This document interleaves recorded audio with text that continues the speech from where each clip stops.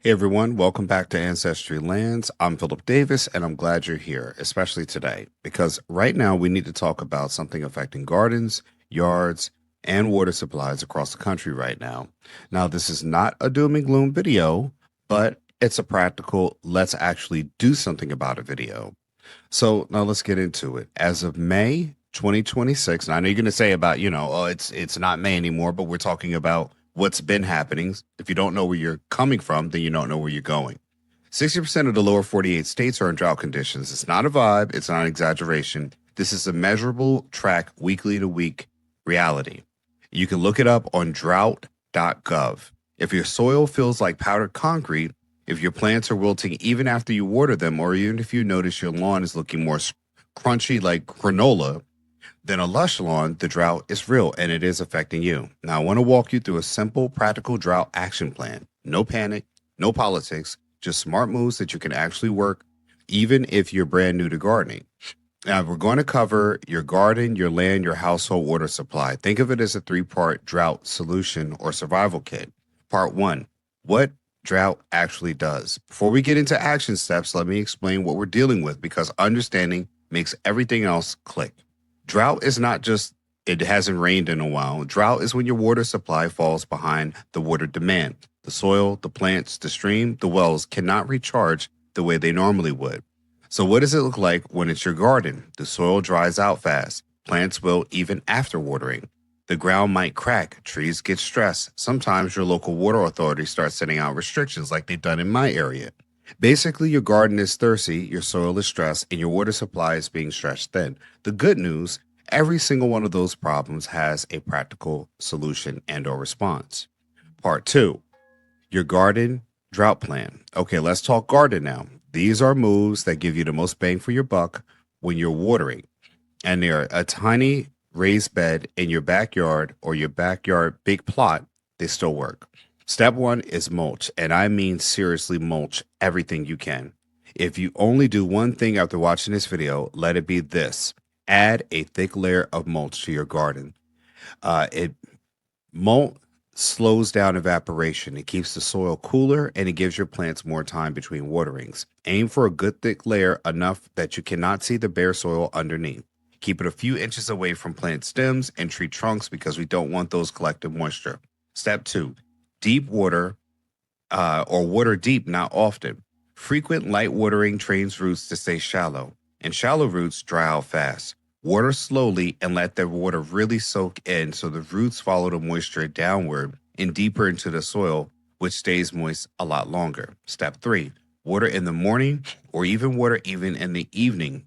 Midday watering is inefficient because evaporation takes the water before the plants can use it. Step four, know your priorities in a drought. You don't need to water everything equally. Your top priority are food crops and what you're actually eating get nutrients and plants that have not rooted yet. Young fruit trees, anything expensive or heartbreaking to replace. That's what you want to water. Everything else is nice if it survives, but in a drought, you protect your VIPs first. Step five, consider shade cloth. If the sun is cooking your plants during peak afternoon heat, shade cloths reduce heat stress and it slows down water loss and keeps the plant producing even instead of just surviving. Step six, stop over fertilizing because pushing fast growth makes plant thirsty during a drought. You want plants steady and stable, not running a sprint that drains the tank. Step seven, pull them weeds out, and I mean it, because every weed is stealing water from your plants. Step eight, upgrade your watering method if you can, because spraying water through the air wastes a lot of it because of wind and evaporation. More efficient because drip irrigation, circle hoses, or simply watering right at the soil line. Step three, your land and soil. If you have more land beyond your garden, beds and large properties and some trees, these steps help you think at the bigger picture.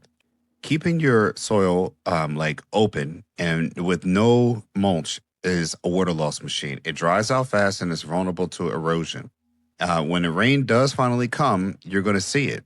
You keep your soil covered with mulch, ground cover plants, or cover crops.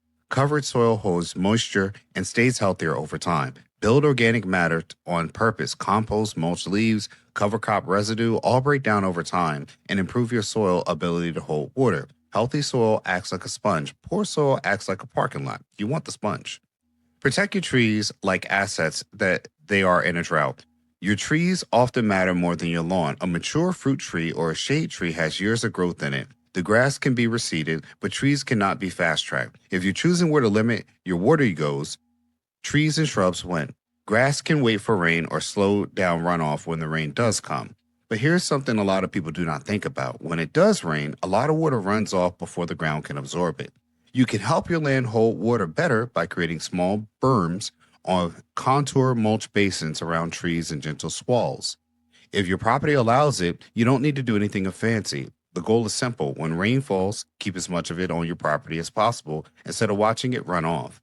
The last part is about the bigger picture. Your actual water source, whether it's a well or municipal water supply or stored water, check your local drought status every week. This move makes you the most prepared person in your neighborhood. Go to drought.gov or US Drought Monitor and look in your area. The drought can intensify quickly, especially heading into the summer, which we're in right now. Know where you stand means you're not caught off guard when restrictions hit. Store some emergency water.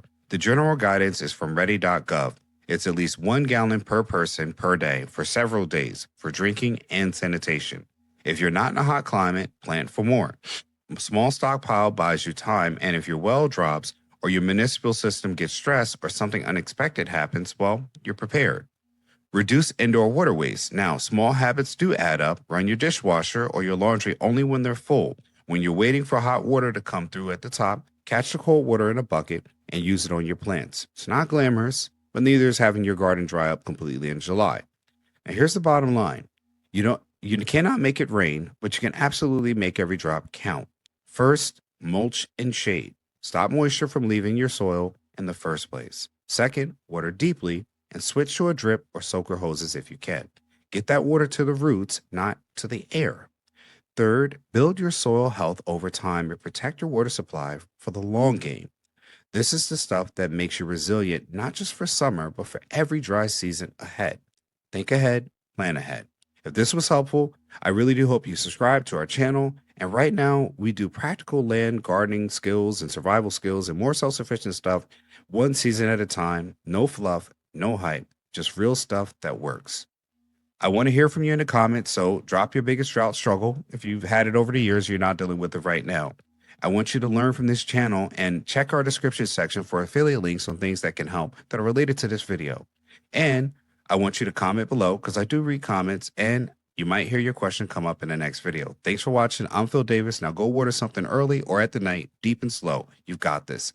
Ancestry Lands has practical skills for your land, through the heat, for your garden, and for your future. Thanks for watching. I'll see you in the next one. People talk about land, self-sufficiency, and financial freedom, but no one says how. That's what Ancestry Lands is for. We explain it all while keeping it budget-friendly.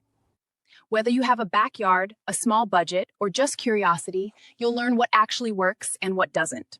You don't need to know everything, you just need a place to start. Because understanding land changes how you see money, security, and the future. If you're looking for clarity instead of noise, subscribe to Ancestry Lands, learn first and decide later.